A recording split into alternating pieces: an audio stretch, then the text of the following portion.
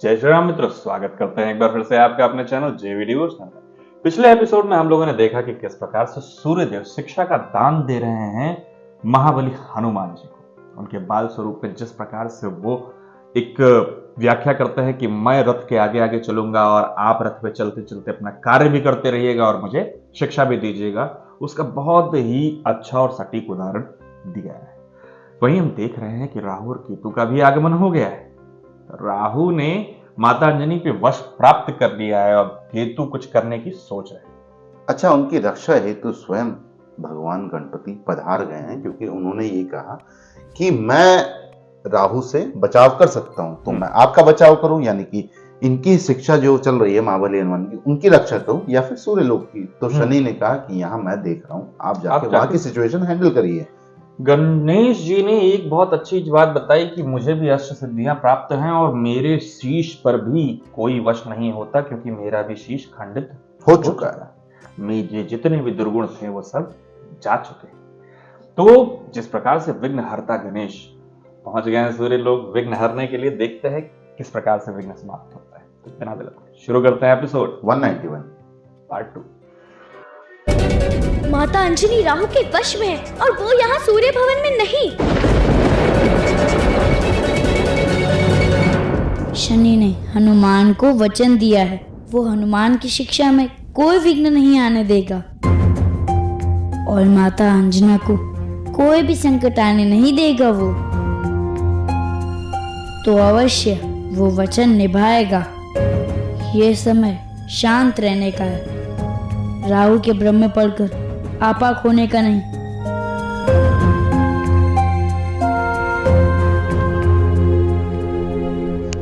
गणपति का कहना उचित है यमी।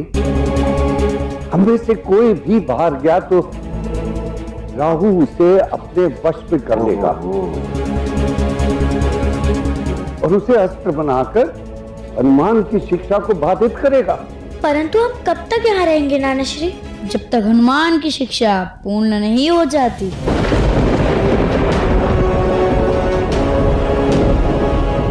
हनुमान की शिक्षा आज ही पूर्ण हो जाएगी काकोन। परंतु कैसे? एक दिन में इतना ज्ञान कैसे अर्जित कर लेगा हनुमान? काकोन, जो तुम्हारे लिए एक दिन है वो सूर्यदेव के अलौकिक पाश के भीतर कई माह के समान है। सच? इसका अर्थ है आज सूर्यास्त होते होते इस परिश्रम से मुझे मुक्ति मिल जाएगी। माता अंजनी, वो सूर्यमहल से बाहर क्या कर रहे हैं?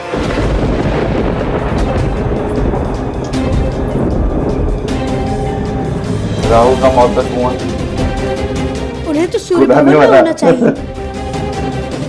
हमें उन्हें रोकना होगा काकोल। यदि राहु ने उन पर अपना प्रभाव डाल दिया तो अनर्थ हो जाएगा। डाल दिया है। चलो। माता अंजनी, यहाँ रहना सुरक्षित नहीं है। मेरा यहाँ आने का कारण बहुत बड़ा है शनि। मैं यहाँ आई हूँ ताकि हनुमान की शिक्षा पूर्ण ना हो सके।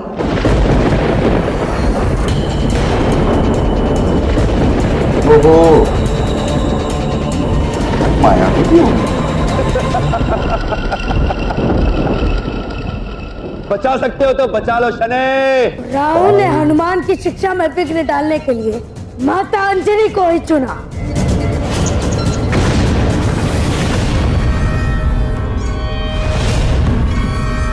तुम भूल रहे हो राहु कि हनुमान की शिक्षा पूर्ण हो, इसका उत्तरदायित्व तो मैंने लिया है, शनि ने। और मैं ये भी जानता हूँ कि तुम हनुमान की शिक्षा भंग क्यों करना चाहते हो। तुम्हें क्या लगता है कि मुझे ज्ञात नहीं कि तुमने अकारण सूर्यदेव को निगलने का प्रयास किया था? मैंने तुम्हें दंड नहीं दिया, क्योंकि अपने कर्मों का फल तुम पहले ही हनुमान के हाथों पा चुके थे। परंतु अब यदि तुमने हनुमान की शिक्षा भंग करने का प्रयास किया तो स्मरण रखना, मैं दोबारा भी दंडनायक बन सकता हूँ। आज मुझे कोई नहीं रोक सकता शनि। सोचो कि मैंने प्रहार करने में इतना समय क्यों लगाया, क्योंकि ग्रह दशा आज मेरे अनुकूल है। ये राहु काल चल रहा है जिसमें मैं पहले से अधिक शक्तिशाली हो गया हूं और इस समय कोई भी कार्य आरंभ करने से पूर्व या कोई भी अपने भवन के बाहर निकलने से पहले 2 बार सोचता है, क्योंकि इस समय मैं सबसे अधिक शक्तिशाली होता हूं। यदि अतिरिक्त शक्ति मिली है तो उसे सहेजो राहु, उसका सदुपयोग करो, क्योंकि शक्ति व्यक्ति का मन भ्रष्ट करती है। नियति के आड़े कोई नहीं आ सकता शनि। मेरे सृजन का मूल उद्देश्य ही सूर्य को ग्रसना है। तो क्या कर्म फल दाता मुझे मेरा निर्धारित कार्य करने से रोकेगा? यदि कर्म के पीछे का उद्देश्य भ्रष्ट हो तो अवश्य रोकूं। यदि तुम्हारी मंशा शुभ होती तो मैं क्या, स्वयं सूर्यदेव तुम्हें उन्हें निकलने से नहीं रोकते। हाँ, तुम्हारे सृजन सूर्यदेव को ग्रसने के लिए हुआ, परंतु उचित समय आने पर, सृष्टि के शुभ के लिए। परंतु इस समय ना तो उचित समय है और ना ही तुम्हारी मंशा शुभ है। यदि तुमने सूर्यदेव को ग्रसने का प्रयास किया तो हनुमान की भी शिक्षा भंग हो जाएगी। इसलिए मैं तुम्हारे मार्ग में खड़ा हूं। अंतिम चेतावनी है राहु, मार्ग पर आ जाओ, अन्यथा मुझे तुम्हें मार्ग पर लाना होगा। मुझे तुम्हें मार्ग पर लाना होगा। हाँ तो करो प्रयास मुझे रोकने का शनि, करो प्रयास मुझे मार्ग पर लाने का शनि।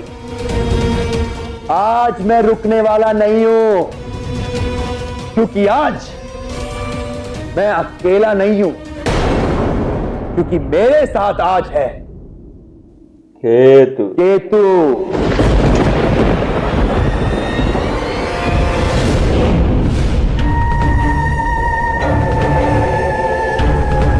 साइलेंट मैन, कोई डायलॉग नहीं है।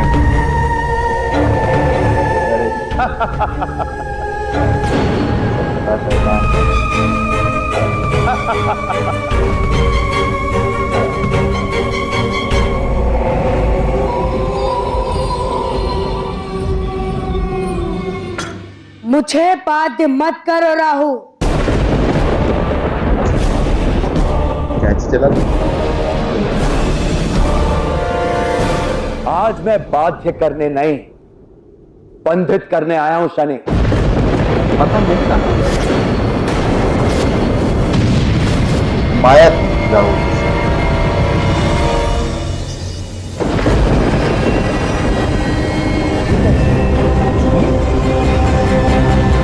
चुगली बन गया था। गैस। अच्छा, बैट बॉल चालू हो गया। ये लो।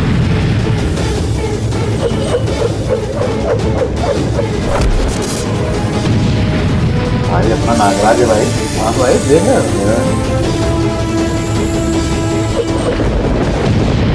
वो और निकालो साहब।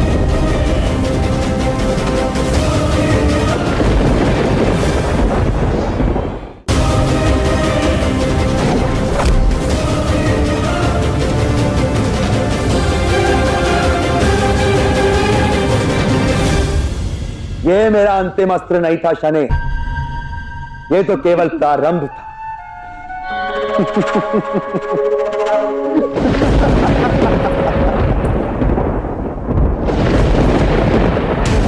माता अंजलि को बचाएंगे।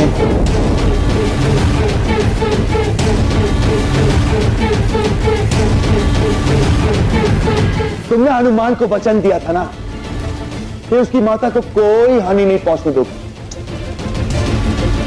चाहो बचाओ, बचा सकते हो तो बचा लो।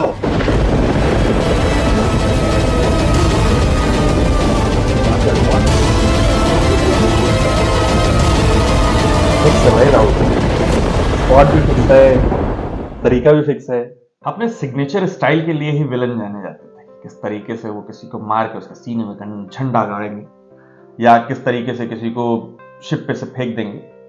ऐसे ही कुछ हमारे राहु का भी एक सिग्नेचर स्टाइल है। वो जब भी किसी को प्रताड़ित करना होता है तो वो उसी खाई की ऊंचाई पे लेके जाते हैं और वहां से वो नहीं, एक्चुअली उससे फायदा है ना। अब बस में किया, एक ही रूट मैप बना रखा तो बताना नहीं पड़ता होगा।